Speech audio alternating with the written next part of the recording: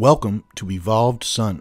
I'm your host, Matt Finch, and in this episode, you're going to learn about Abraham Lincoln, the walk-in soul, and specifically how a higher density, fourth density soul actually exchanged places with the Earth native third density soul inhabiting Abraham Lincoln, which is a really cool story from the Law of One.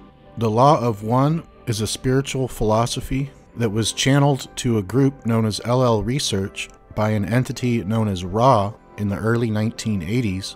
There have been several books written about the Ra contact and the Law of One. And to share with you about Abraham Lincoln, the walk-in soul, and the story about two souls trading places, and then the higher density soul inhabiting Abraham Lincoln, helping to bring about positive change as the President of the United States of America. In this episode, I'm using two specific resources. One is the 4 search results found on the lawofone.info under People, Abraham Lincoln. So there's a few different questions and responses between the questioner, who is Don Elkins, and Ra, who is a late 6th density social memory complex. I'm also going to be referring to episode 83 of the In the Now podcast, which is the LL Research Law of One podcast. And in that episode, there's a few quotes. I'm looking at the transcript right here, and I'm going to read those as well. So I'm going to put together for you, in an organized, simple fashion, some very interesting information about Abraham Lincoln and the Law of One. So without further ado, let's get right into it. Starting off, we're on the lawofone.info, and here is the questions and responses, which come directly from the Ra contact, specifically sessions 26 and 35 of the 106 total sessions. I'll be referring to the questioner as Don, and I'll be referring to Ra as Ra. Don asks, wondering if the one Abraham Lincoln could have possibly been a wanderer. Side note here, a wanderer is somebody that is either from 4th, 5th, or 6th density who has chosen to reincarnate in 3rd density, even though it's already a graduate of the 3rd density experience in our octave of the 7 densities of creation. There are many wanderers on Earth right now, most of whom are 6th density, according to Ra, fewer who are from 5th density, and even fewer who are from 4th density at this time. Many wanderer souls are on Earth right now specifically because this is the time of the harvest. This is the very end of the 3rd major cycle of 25,000 years, ending the 3rd density master cycle of approximately 75,000 years. Thus, there are millions and millions of wanderer souls, like I said, most from 6th density, but also from 4th and 5th, here at this end times of the master cycle of 3rd density, to help lighten the planetary consciousness, to help in service to others and to the planet, and to polarize more rapidly than they could do in their home density vibration, using the veil of forgetfulness as at least 100 times more powerful catalyst. Alright, back to the lawofone.info. So again, Don asked, wondering if the one Abraham Lincoln could have possibly been a wanderer. Ra says, this is incorrect. This entity was a normal, shall we say, Earth being which chose to leave the vehicle and allow an entity to use it on a permanent basis. This is relatively rare compared to the phenomenon of wanderers. Side note, so Ra is referring to what we on Earth commonly call walk-in souls or walk-ins. These, according to Ra, are very rare, especially compared to how many more wanderers there are than walk-ins. A wanderer soul, again, is a higher density soul that has already graduated the 3rd density experience, and that soul comes in the traditional way, meaning as a baby. So a wanderer is born into a brand new human baby and then grows up. A walk-in soul is actually a different process. While wanderers are a soul transfer, walk-in souls are more like a soul exchange, where the 3rd density Earth native soul and the higher density 4th, 5th, or 6th soul that's still not incarnate strike up some type of a deal in time-space, not space-time, and then by their own free will and details worked out, the souls exchange, meaning the 3rd density Earth native soul leaves the entity that is incarnate on Earth, and exchanged in its place is the 4th, 5th, or 6th density soul, which is just further along the path of spiritual progression. They're not better or worse, they're just more advanced on the octave of creation. Ra says, you would do better considering the incarnations of wanderers such as the one known as Thomas, the one known as Benjamin. Ra is talking about Thomas Edison and Benjamin Franklin being famous wanderers from our history. Don says, can you tell me where the entity that used Abraham Lincoln's body, what density he came from and where? Ra says, this entity was fourth vibration. Side note, the fourth vibration or the fourth density is known as the density of love or the density of understanding. I did a recent video on Jesus, and according to this Ra contact, when Jesus incarnated in our third density experience, he was a graduate. He had recently graduated the highest octave of the fourth density, the density of love or understanding, and he could have gone on to the fifth density, which is the density of wisdom or light. So according to Ra, the soul that came into Abraham Lincoln while he was an adult to trade places with the third density soul had that in common with Jesus.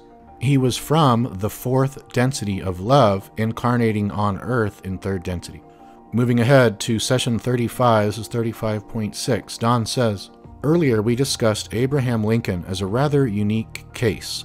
Is it possible for you to tell us what the orientation was and why the fourth density being used Abraham Lincoln's body, and when this took place with respect to the activities that were occurring in our society at that time? Side note, so Don is asking what orientation that refers to, service to self or service to others. And the second part of the question, he's asking when this soul exchange took place, when the walk-in soul came and took over Abraham Lincoln's body in regards to the timing of the freeing of the slaves, etc.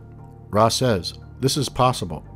Don says, well, in that case, I would like to know the motivation for this use of Abraham Lincoln's body at that time.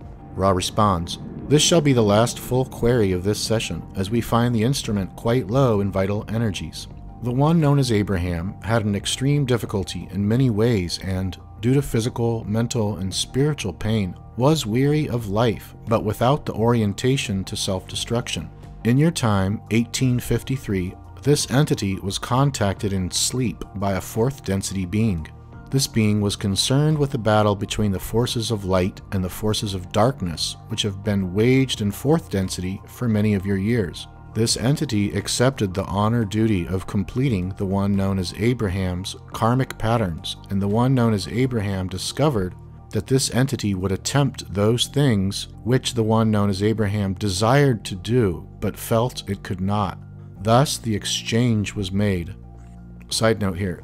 So the soul, the third density native soul that was inhabiting Abraham Lincoln's incarnational yellow ray physical body complex was having much too hard of a time, didn't feel like it was going to be able to do what it had incarnated to do. And that's when it was contacted in sleep by the higher density, fourth density soul that was not incarnate in the fourth density but in time-space in between carnations, and they struck up a deal to trade places.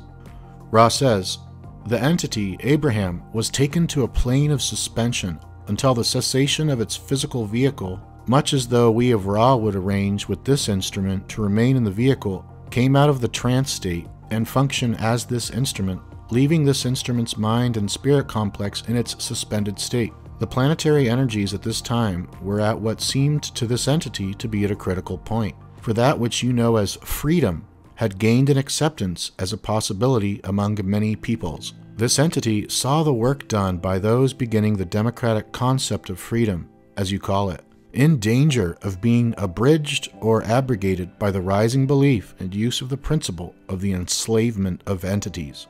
This is a negative concept of a fairly serious nature in your density. This entity, therefore, went forward into what it saw as the battle for the light, for healing of a rupture in the concept of freedom. This entity did not gain or lose karma by these activities due to its detachment from any outcome. Its attitude throughout was one of service to others, more especially to the downtrodden or enslaved.